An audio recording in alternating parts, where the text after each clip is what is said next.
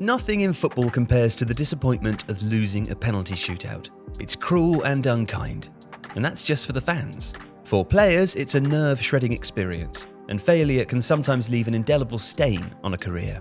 So surely there must be a more equitable way of deciding a game when two teams can't be separated. First, a recap of some of the alternatives to penalty shootouts, or at least the tweaks to it that have been tried in the past. In the 1990s, the golden goal was introduced to create sudden death extra time. It meant that any goal scored instantly ended the game. And while the 1996 and 2000 European Championship finals were decided that way, it was generally disliked for creating overly cautious playing styles and boring, risk-averse football. And the silver goal wasn't much better. That rule meant that if a team was ahead at the end of the first half of extra time, then the game would finish and they would win. If not, a normal period of extra time would follow, and then, if necessary, penalties. But neither of these ideas stuck, and football's tie-breaking rule has reverted to what it was.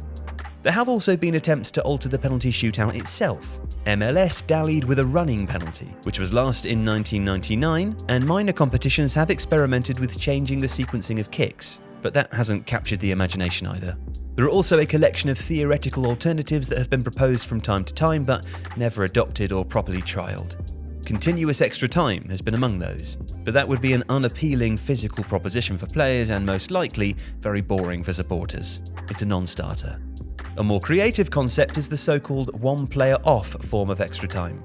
Its basic premise is that during extra time, one player from each side is removed from the field at particular intervals, thereby creating space and opportunity until eventually a goal is scored and the game would end. Now, it would be effective, but possibly also in a comedic way. Watching exhausted players slogging their way across a full-size pitch in an 8 versus 8 or 7 versus 7 game might be a bit too slapstick for a World Cup semi-final or a Champions League knockout game. But a more imaginative solution emerged in 2008. It was the result of an independent project entitled ADG, or Attacker, Defender, Goalkeeper, and it offered a new spin on the traditional penalty shootout. In essence, it called for an attacker to be given the ball 32 yards from goal and to face a single defender and goalkeeper. The attacking player would then have 20 seconds to score a goal. Each team would have 5 attempts, one after another, and with different players in the various roles, until eventually a winner would emerge.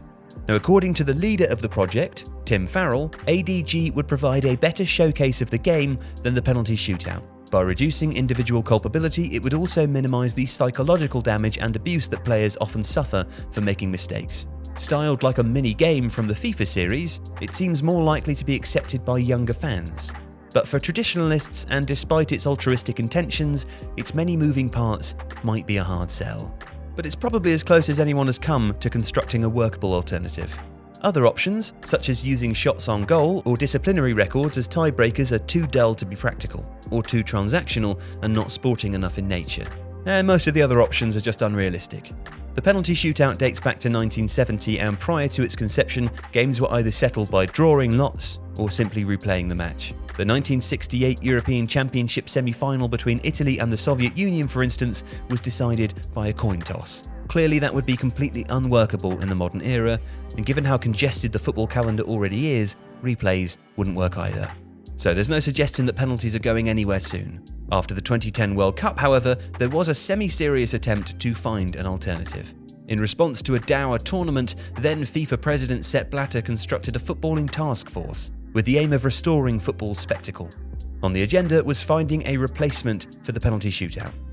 And Blatter even appointed a litany of former greats to the committee, including Franz Beckenbauer, Pelé, and Bobby Charlton. Blatter wanted a way of preventing games from being settled one-on-one. He thought penalties took away football's essence. But his committee never really achieved anything meaningful, and the penalty shootout never really came under threat. Perhaps that's because, whatever its flaws may be, it has unique advantages in football. It's definitive and uncontroversial. The ball either goes in or it doesn't.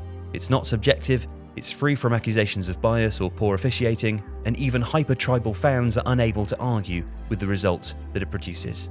In that sense, it might even be considered perfect for the role that it performs. If you liked today's video, please consider subscribing to the channel. And if you did like it, you might be interested in How to Watch Football, Tifo's illustrated book. It's 52 rules for understanding the beautiful game on and off the pitch, and it is the perfect holiday gift. How to Watch Football is out now in stores and online. See the link in the description to find out more, and thank you for watching today's video.